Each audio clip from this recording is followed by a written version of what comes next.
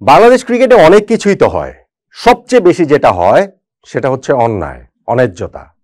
আমার কাছে ব্যক্তিগতভাবে সবচেয়ে বড় দুঃখের যে জায়গা সেটা হচ্ছে বাংলাদেশ জাতীয় ক্রিকেট দলের জার্সিটাকে কোট আনকোট সস্তা বানিয়ে ফেলা, কোনো কোনো ক্ষেত্রে বাংলাদেশ জাতীয় ক্রিকেট দলের ক্যাপ্টেন্সিকে কোট আনকোট খেলো বানিয়ে ফেলা, এবং এই প্রত্যেকটা জায়গায় এই অন্যায়, অন্যায্যতা, জাতীয় দলের জার্সিকে সস্তা বানানো, ক্যাপ্টেন্সিকে হেয় বানানো, এই সব কিছুতে সবচেয়ে বড় উদাহরণ হিসাবে আসেন লিটন দাস।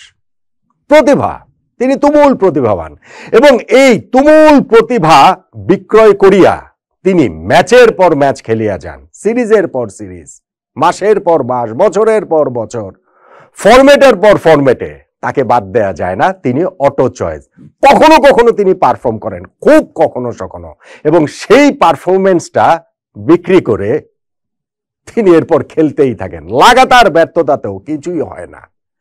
এই যে এই 2024 সালে ওয়ানডে ক্রিকেটে সাকুল্যে মাত্র 6টা রান তিনি করেছেন। তারপরও আমি আপনাদের সঙ্গে বাজি লাগছি, একটা বিষয় নিয়ে বাজি লাগবো, নেক্সট বছরের ওয়ানডে ফরম্যাট নিয়ে আমার সঙ্গে আপনারা মিলিয়ে দেখতে পারেন। এরকম ভয়াবহ ফর্মে থাকা সত্ত্বেও, সব ফরম্যাটে ভয়াবহ ফর্মে থাকা সত্ত্বেও লিটন দাসকে বাংলাদেশ ক্রিকেট বোর্ড পুরস্কৃত করে টি-20-র ক্যাপ্টেন্সি দিয়ে। এটাকে অন্যায় বলবেন না? এটাকে অন্যায্য বলবেন না? দেখুন, লিটন দাস ওয়েস্ট ইন্ডিজের বিপক্ষে এই থার্ড ওয়ানডে ম্যাচটাতে বেশিক্ষণ টেকেননি, তিনি মাত্র 2 বল টেকেছেন। আমি এই থার্ড ওয়ানডে শুরু হওয়ার আগে আমাদের নট আউট মানে একটা ফটো কাট করে দিয়েছিলাম যে লিটন আজ কত রান করবেন, 50 নাকি সেঞ্চুরি। ওইখানে আপনারা বেশিরভাগই যেটা লিখেছেন, বেশিরভাগই আসলে শূন্যই লিখেছেন। একবার আমি সত্যি কথা, আমি যখন এই ভিডিওটা করছি তখনই আমি দেখছিলাম যে 1011-এর উপরে কমেন্টস পড়েছে, এবং সেইখানটাতে ওই শূন্যের সংখ্যাটাই আসলে বেশি ছিল। কিসের 50, কিসের সেঞ্চুরি। এবং লিটন সত্যি সত্যি 0 রান করে আউট হয়েছেন, মাত্র 2টা বল টিকেছেন, অফ স্টেম্পের অনেক বাইরের বল চালিয়ে খেলতে গিয়ে তিনি স্লিপে ক্যাচ দিয়ে আউট হয়ে গিয়েছেন। এটা কি একটা বিচ্ছিন্ন ম্যাচ, বিচ্ছিন্ন ঘটনা? না, এই ম্যাচে বরং লিটন যদি 6 রান করতেন সেটা যথার্থ হতো। কিভাবে? কেননা সিরিজের ফার্স্ট ম্যাচে তিনি 2 রান করে আউট হয়েছেন, সেকেন্ড ম্যাচে তিনি 4 রান করে আউট হয়েছেন। তো ভেবেছিলাম এই ম্যাচে হয়তো বা 6টাই করতে পারেন, কিন্তু কিসের 6? তিনি 0 রানেই আউট হয়ে গেলেন।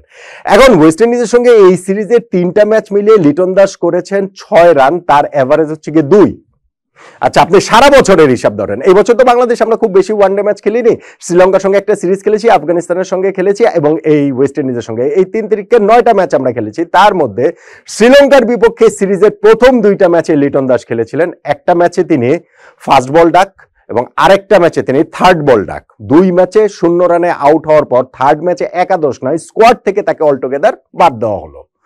তারপরে গিয়ে আফগানিস্তানের বিপক্ষে এই ওয়ানডে সিরিজটাতে তিনি জ্বরের কারণে খেলতে পারেননি। ওয়েস্ট ইন্ডিজের সঙ্গে এইবার ওয়ানডে সিরিজটাতে তিনি কিসের ভিত্তিতে দলে আসলেন, তার কোথায় পারফরমেন্স রয়েছে, ডোমেস্টিকেও কি পারফরমেন্স রয়েছে, ডোমেস্টিকে যে ঢাকা লিগ খেলেছেন সেখানে পারফরমেন্স রয়েছে, আমি 50 ওভারে ক্রিকেটের কথা বলছি, নাকি তার অন্যান্য ফরম্যাটেও আমাদের এত চোখ ধাঁধানো পারফরমেন্স যে আচ্ছা ঠিক আছে তাকে ওয়ানডেতে সুযোগ দেওয়া হলো, না কোথাও কোনো পারফরমেন্স নাই।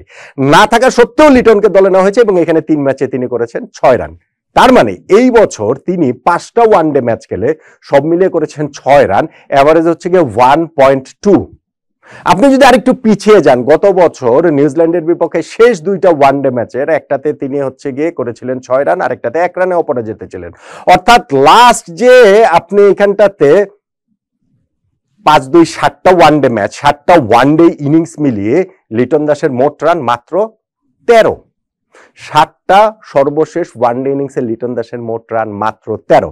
নিউজিল্যান্ডের সঙ্গে ওই সিরিজের প্রথম ম্যাচটাতেও যদি ধরেন তাহলেও তিনি 22 রান করেছিলেন। অর্থাৎ নিউজিল্যান্ডের সঙ্গে ওই সিরিজের 3টা ম্যাচে তিনি করেছেন 29 রান, শ্রীলঙ্কার সঙ্গে পরের সিরিজটা 2টা ম্যাচে করেছেন 0 রান, ওয়েস্ট ইন্ডিজের সঙ্গে এই সিরিজের 3টা ম্যাচে করেছেন 6 রান। এই পারফরমেন্সের পর আমি যে বলছিলাম আপনাদের সঙ্গে একটা বাজি ধরবো, বাজিটা কি? বাজিটা হচ্ছে নেক্সট ইয়ার যে আমরা চ্যাম্পিয়ন্স ট্রফি খেলবো না, সেই চ্যাম্পিয়ন্স ট্রফির স্কোয়াডেও দেখবেন লিটন দাস আছেন, সেই চ্যাম্পিয়ন্স ট্রফির 11-এও দেখবেন লিটন দাস আছেনই আছেন। এর কোনো ভুল হবে না, এর কোনো ব্যত্যয় হবে না, কেননা তিনি প্রতিভাবান এবং সেই প্রতিভার জোরে তাকে টি-20-র ক্যাপ্টেন্সি দিয়ে পর্যন্ত পুরস্কৃত করা হয়েছে। এই যে ওয়েস্ট ইন্ডিজের বিপক্ষে তার ক্যাপ্টেন্সিতে বাংলাদেশ টি-20-তে খেলবে। হ্যাঁ ঠিক আছে, টি-20-তে তার পারফরমেন্স ভালো, তুলনামূলক ভালো, এই যে ওয়ানডের তুলনায় ভালো। কতটা ভালো আমাকে বলেন তো? আমরা যে লাস্ট সিরিজটা খেলেছি ইন্ডিয়ার সঙ্গে, সেইখানটাতে তিনি লাস্ট ম্যাচটাতে একটা 42 রানের ইনিংস খেলেছেন 25 বলে, ভালো, কিন্তু তার আগের দুইটা ইনিংস মিলিয়ে তিনি করেছেন মাত্র 18 রান। আমরা যে টি-20 ওয়ার্ল্ড কাপ খেলেছি, পুরো ওয়ার্ল্ড কাপ লিটন দাস ভয়াবহ রকম তার বাজে গিয়েছে। লাস্ট ম্যাচটাতে শুধু আফগানিস্তানের বিপক্ষে তিনি অপরাজিত 54 রানের একটা ইনিংস খেলেছেন। সেই ইনিংসটা কি বাংলাদেশকে ম্যাচ জেতাতে পেরেছে? সেই ইনিংসটা কি বাংলাদেশকে ওই যে সেমিফাইনালে খেলার যে আমাদের একটা টার্গেট ছিল সেই টার্গেটের পথে এগিয়ে নিতে সাহায্য করেছে? আমরা ওই জায়গাটাতে তুমুল সমালোচনা করেছি যে বাংলাদেশ কি কারণে সেমিফাইনালে টার্গেটে খেললো না। সেই সমালোচনার জায়গাটাতে ধরেন মাহমুদুল্লাহ রিয়াদ যে একটা ওভারে 5টা ডট বল দিয়েছিলেন, সেইটা ডেড ব্যাটে খেলে সেইটা অনেক বেশি আলোচনা এসেছে। লিটন তো পুরোটা সময় জুড়ে খেলেছেন, লিটন তো ইনিংসের পুরোটা সময় জুড়েই ছিলেন, বাকি 10 জন ব্যাটসম্যানই আউট হয়েছেন। কই, তিনি তো ওইটা ফোর্স করেননি, তিনি তো সেমিফাইনালে ওই টার্গেট অ্যাচিভ করার মতো ব্যাটিং তো তিনি করতে পারেননি। তার আগে যে আমরা ইউএস এর সঙ্গে যে সিরিজটা খেলেছি সেখানে তিনি একটা ম্যাচে খেলেছেন, ওইখানেও কত 14 রান করেছিলেন। তার আগে যে আমরা সিরিজটাতে খেলেছিলেন জিম্বাবুয়ের সঙ্গে 3 ম্যাচ খেলে 36 রান করেছেন। তার আগে যে আমরা শ্রীলঙ্কার সঙ্গে সিরিজটা খেলেছি 2টা ম্যাচে সিঙ্গেল ডিজিট আউট হয়েছেন, আরেকটা ম্যাচে একটা ভালো ইনিংস খেলেছেন বোধহয় 24 বলে 36 রানের। তাহলে আপনি যদি টি-20 ফরম্যাটেও দেখেন তার পারফরমেন্স কোথায় ভালো, কি এমন ভালো যেই কারণে তাকে ক্যাপ্টেন্সি দিতে হবে? এটা আমাকে একটু বলেন তো। মানে ওয়ানডে এবং টি-20 এই দুইটাই যেহেতু খেলা হচ্ছে হোয়াইট বলে, এই হোয়াইট বল ফরম্যাটে একটা ফর্মের সঙ্গে আরেকটা ফর্ম তো অনেক অনেক বেশি আমাদের মতো দেশের ক্রিকেটারদের ক্ষেত্রে অনেক বেশি ওইটা প্রভাব রাখে। সো তাতে আপনি আমাকে বলেন তো যে লিটনের টি-20তে তাকে ক্যাপ্টেন্সি দেওয়ার মতো কি পারফরমেন্স তিনি করেছেন?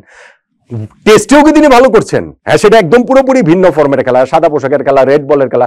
টেস্টেও তো ভাই পাকিস্তানের সঙ্গে সেই সেঞ্চুরির পর সর্বশেষ 5 টেস্টে 10 ইনিংসে লিটনের কোনো 50 নেই। এই 10 ইনিংসের মধ্যে 5 ইনিংসে তিনি সিঙ্গেল ডিজিটে আউট হয়েছেন। তাহলে এই লিটন দাস প্রতিভাবান প্রতিভাবান প্রতিভাবান বলে তাকে এরপরও আমরা খেলিয়েই যাব। তারপরেও এই লিটন দাসকে, যিনি সর্বশেষ 7টা ওয়ানডে ইনিংসে 13 রান করেছেন, যিনি সর্বশেষ 3টা সিরিজে তার রান হচ্ছে গিয়ে 29-0 সিরিজে, কিন্তু 29-0 এবং 6, যিনি এই বছর 2024 সালে 5টা ওয়ানডে ম্যাচ মেলে খেলে করেছেন মাত্র 6 রান, তাকে এই 2024-এর এই পারফরমেন্সের পর 2025-এ যে আমরা চ্যাম্পিয়ন্স ট্রফি খেলবো সেই চ্যাম্পিয়ন্স ট্রফিতেও তাকে হচ্ছে গিয়ে বাংলাদেশের স্কোয়াডে রাখা হবে, একাদশে রাখা হবে এবং তাকে আমরা টি-20 ক্যাপ্টেন্সি দিয়ে পুরস্কৃত করব। বাংলাদেশের ক্রিকেট স্ট্যান্ডার্ডটা লো, আমাদের ক্রিকেট স্ট্যান্ডার্ডটা নিচে, তাই বলে এতটা নিচে নেমে গিয়েছে। এই জন্য আমি শুরুতেই যেই কথাটা বলেছিলাম সেটা হচ্ছে গিয়ে যে আমাদের ক্রিকেটে অনেক সীমাবদ্ধতা আছে, আমাদের ক্রিকেটে আমাদের অনেকগুলো জায়গায় ঘাটতির জায়গা রয়েছে। কিন্তু যেই অন্যায় হয়, যেই অন্যায্যতা হয়, এবং স্পেশালি জাতীয় দলের জার্সিটা এত সস্তা হয়ে গেছে যে এইটা যে কারো মানে গায়েই আসলে তুলে দেওয়া হয়, জাতীয় দলের ক্যাপটা যে কারো মাথাতেই আসলে তুলে দেওয়া হয়, এবং জাতীয় দলের খেলাটা এত একটা হালকা বিষয় হয়ে গিয়েছে। এখন তো জাতীয় দলের ক্যাপ্টেন্সিটাও একটা হালকা খেলো বিষয় হয়ে গিয়েছে।